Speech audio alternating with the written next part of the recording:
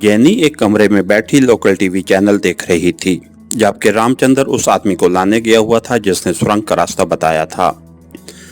जैनी और रामचंद्र खुद इस पहाड़ी इलाके का चक्कर लगाकर आए थे, लेकिन उन्हें ना कोई तबाहशुदा और मदफून मंदिर नजर आया और ना ही कोई छोटी सी सुरंग। इसलिए जैनी ने रामचंद्र से कहा था कि वो उस आदमी को साथ ले आए ताकि उससे दोबारा तफसीली बात हो सके। कहीं वो दौलत कमाने के लिए फ्रॉड तो नहीं कर रहा। चुनांचे रामचंद्र पहाड़ी शहर गागू गया हुआ था, जहां वो आदमी साजन रहता था, और जैनी उसके इंतजार में बैठी टीवी देख रही थी। गोद जैनी ने पाकेशिया में अपने बारे में इंक्वायरी की परवाह न की थी, लेकिन फिर चीफ अल्फर्ड की तरफ से मोहतात रहने की तलकीन उसे याद आ गई, तो उसने सोचा कि वो पाकेशिया सीक्रेट सर्विस के बारे में वहां से मालूमात हासिल करे ताकि लोकल टी ड्रामा देखने से बच जाए। उसने रिसीवर उठाया और इंक्वायरी का नंबर प्रेस कर दिया। Yes, inquiry please. राब्ता होते ही दूसरी तरफ से एक नस्फानी आवाज सुनाई दी। काफरिस्तान से पाकेशिया का राब्ता नंबर और पाकेशिया के दारुल हुकूमत का राब्ता नंबर देने जैनी ने कहा। होल्ड करें मैडम, दूसरी तरफ से कहा गया, और फिर लाइन पर खामोशी तारी हो गई। क्या आप लाइन पर हैं? चंद लम्हों की खामोशी के बाद इंक्वायरी ऑपरेटर की आवाज सुनाई दी। यस, जैनी ने कहा, तो दूसरी तरफ से नंबर बता दिए गए। जैनी ने थैंक्स कहा और करेडल दबा दिया और ट्यून आने पर तेजी से नंबर प्रेस करने शुरू कर दिए। उस वक्त जैनी चूंकि एक प्राइवेट कोठी में मौजूद थी, इसलिए उसे फोन को डायरेक्ट करने की जरूरत न थी। लेडीज क्लब राब्ता होते ही दूसरी तरफ से एक नस्वानी आवाज सुनाई दी। काफरिस्तान से जैनी गारशा बोल रही हूँ, लेडी जोन्स से बात कराओ, जैनी ने बड़े ठहरे हुए लहजे में कहा। होल्ड करें, दूसरी तरफ से मुदबाना लहजे में कहा गया। हेलो, लेडी जोन्स बोल रही हूँ। चंद लम्हों के बाद दूसरी तरफ से एक नस्वानी आवाज सुनाई दी। जैनी गारशा बोल रही हूँ, काफरिस्तान से। जैनी गारशा ने कहा। कैसी हो जैनी? तुमने दोबारा कोई बात ही नहीं की, तुम्हारी वजह से मेरा नाश्ता बंद कर दिया गया था, दूसरी तरफ से लेडी जोन्स ने कहा। तो जैनी बेख्तियार चौंक पड़ी। नाश्ता बंद? क्या मतलब? क्या कह रही हो? किसने तुम्हारा नाश्ता बंद किया और क्यों? जैनी ने हैरत भरे लहजे में कहा। तुम्हारे काफरिस्तान जाने के बाद पहले सेंट्रल इंटेलिजेंस के लोग आ गए। उन्होंने मुझे बेहद तंग किया कि जैनी की क्या तफसीलात हैं, क्या काम करती है। तुम्हारे कमरे का ताला तोड़कर वो पहले तलाशी ले चुके थे, लेकिन उन्हें वहां से कुछ नहीं मिला। मैंने बड़ी मुश्किल से उनसे जान छुड़ाई तो दो लड़कियां आ गईं। उनका ताल्लुक स्पेशल पुलिस फोर्स से था। वो तुम्हारे बारे में पूछती रही। उन्होंने मेरा 1.5 घंटा जाया किया, बस एक ही जिद के काफरिस्तान में तुम्हारा पता और फोन नंबर बताओ। मैंने बहुत कहा कि मैं नहीं जानती, लेकिन उनका कहना था कि वो तुम्हारे दोस्त की बेटी है और यहाँ आकर तुम्हारे पास ही ठहरी है, और जाते हुए उसने यकीनन तुम्हें नजदीकी मुल्क काफरिस्तान का पता बता दिया होगा। बड़ी मुश्किल से मैंने उनसे जान छुड़ाई। तुम बताओ कहाँ हो, क्या कर रही हो, और क्यों ये फोर्सेस तुम्हारे खिलाफ काम कर रही हैं। और जाते हुए कमरे की चाबी तो हमें दे जाती, ताकि उनके पास ये बहाना ना होता कि वो कमरा छोड़े बगैर कैसे जा सकती है। लेडी जोन्स ने खुलकर दिल का गुबार निकालते हुए कहा। तो अब तक खामोशी से सुनती हुई जैनी गारशा बेख्तियार खिलखिलाकर हंस पड़ी। बस इतनी सी बात पर तुम्हारा नाटका बंद हो गया? ये तो मामूली बातें हैं, तुम न जाने किस तरह क्लब चलाती हो कि इतनी सी बात पर घबरा गई। जैनी गारशा ने कहका मारकर हंसते हुए कहा। तुम हंस इसलिए रही हो कि खुद मजे से काफरिस्तान छुपी बैठी हो। दूसरी तरफ से लेडी जोन्स के लहजे में हल्की सी नाराजगी का तासुर मौजूद था। परेशान होने की जरूरत नहीं, मैंने कोई ऐसा काम नहीं किया और अब कमरा मेरे नाम रखने की जरूरत नहीं रही। मैंने पहले प्रोग्राम बनाया था कि काफरिस्तान से पाकेशिया वापस आ जाऊंगी और फिर पाकेशिया से वापस चली जाऊंगी, लेकिन अब मैंने प्रोग्राम तब्दील कर दिया है और अब मैं काफरिस्तान से ही बराह रास्त वापस चली जाऊंगी। जैनी ने कहा। लेकिन आखिर तुम ऐसा कौन सा काम कर रही हो कि इंटेलिजेंस और स्पेशल फोर्स तुम्हारी तलाश करती फिर रही है? लेडी जोन्स ने कहा। अब तो मैं काफरिस्तान में हूँ और यहाँ रहकर मैं पाकेशिया के खिलाफ कोई काम नहीं कर सकती। यहाँ मैंने चंद मालूमात लेनी है और फिर वापस चली जाऊंगी। ओके, गुड बाय, जैनी ने कहा और रिसीवर रख दिया। ये इंटेलिजेंस और स्पेशल पुलिस मेरे खिलाफ क्यों काम कर रही है और उन्हें मेरे बारे में क्या मालूम हुआ है? मैंने तो अब तक पाकेशिया में कोई कार्रवाई नहीं की। जैनी ने बड़बड़ाते हुए कहा और फिर चंद लम्हे सोचने के बाद उसने इस अंदाज में सर झटका जैसे वो किसी हतमी फैसले तक पहुंच गई हो। उसने हाथ उठाकर एक बार फिर फोन का रिसीवर उठाया और नंबर प्रेस करने शुरू कर दिए। चंद लम्हों तक दूसरी तरफ घंटी बजती रही, फिर रिसीवर उठा लिया गया। यस अमायो ट्रेडर्स, एक मर्दाना आवाज सुनाई दी। मैं काफरिस्तान से बोल रही हूँ, मेरा नाम जैनी गारशा है, यहाँ एक साहब अजमत होंगे, उनसे बात करनी है, जैनी ने कहा। जी हाँ, वो सेल्स ऑफिसर हैं, होल्ड करें, मैं बात कराता हूँ, दूसरी तरफ से कहा गया और फिर लाइन पर खामोशी तारी हो गई। हेलो, अजमत बोल रहा हूँ, चंद लम्हों बाद एक और मर्दाना आवाज सुनाई दी। जैनी गारशा बोल रही हूँ, क्या ये फोन महफूज है? जैनी ने कहा। हाँ, मैंने आपका नाम सुनते ही उसे महफूज कर दिया था। फरमाइए, मैं क्या खिदमत कर सकता हूँ? अजमत ने कहा। मैं 2 माह पाकेशिया में गुजारकर अब काफरिस्तान में हूँ। पाकेशिया में मेरी कोई गैर कानूनी या पाकेशिया के खिलाफ सरगर्मी अमल में नहीं आई। उसके बावजूद मुझे मुसद्दका इत्तला मिली है कि पहले इंटेलिजेंस और फिर स्पेशल पुलिस फोर्स की 2 लड़कियां मेरे बारे में तहकीकात करती फिर रही हैं। क्या तुम मालूमात हासिल कर लोगे कि किसने उन्हें मेरे पीछे लगाया है और क्यों? पूरी तफसील मालूम करके मुझे बताओ, जैनी ने कहा। ओके मैडम, लेकिन आपको क्या इत्तलात मिली हैं? स्पेशल पुलिस फोर्स की 2 लड़कियां और इंटेलिजेंस के लोगों को आपके बारे में मालूमात हासिल करते कहां देखा गया है?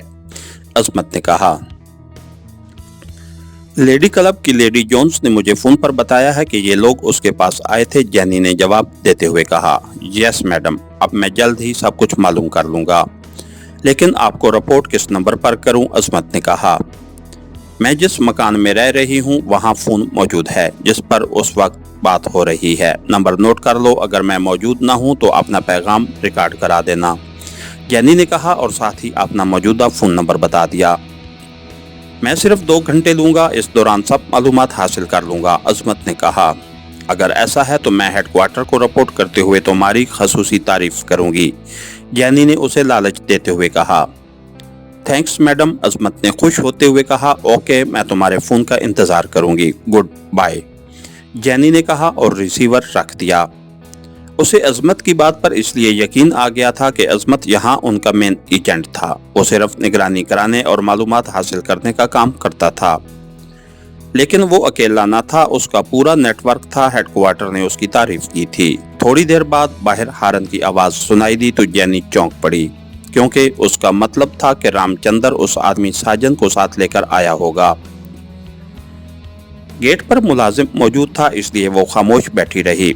फिर कमरे का दरवाजा खुला और एक के बाद दीगरे 2 अफराद अंदर दाखिल हुए, जिनमें पहला रामचंद्र था, वर्जिशी और सख्त जिस्म का मालिक, जबकि उसके अकब में आने वाला एक सख्त कोश पहाड़ी आदमी था।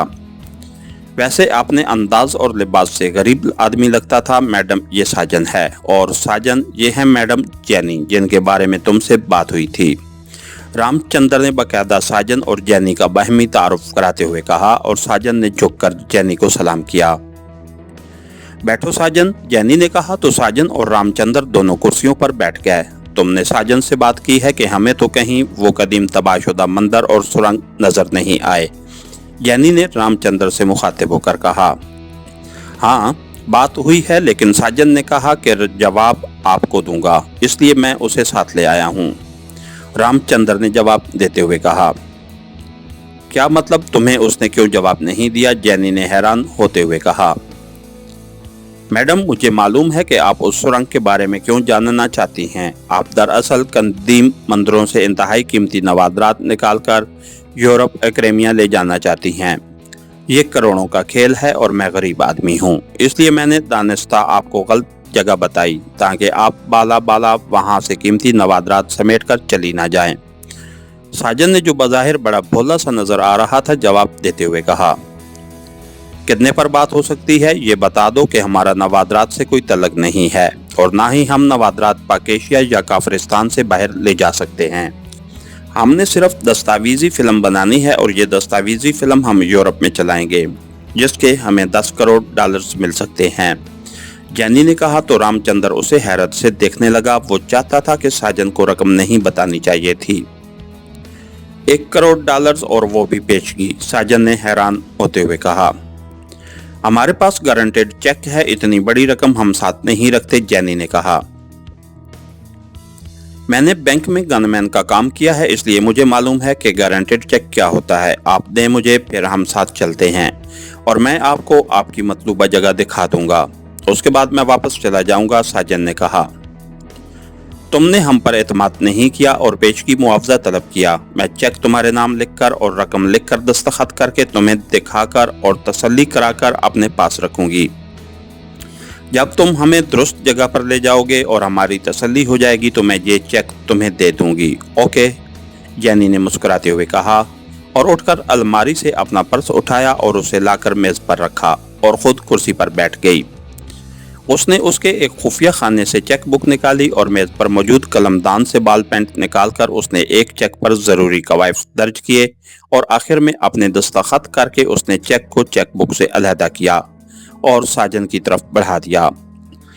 ये देखो, पूरी तरह तसल्ली कर लो।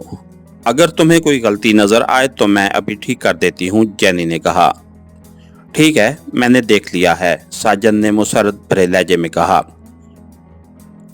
$1 करोड़ उसकी 7 नस्लें भी ना इकट्ठा कर सकती थीं, अब कब जाना है, जैनी ने साजन से चेक वापस लेते हुए कहा और चेक बुक के साथ वापस अपने पर्स के खुफिया खाने में रख लिया।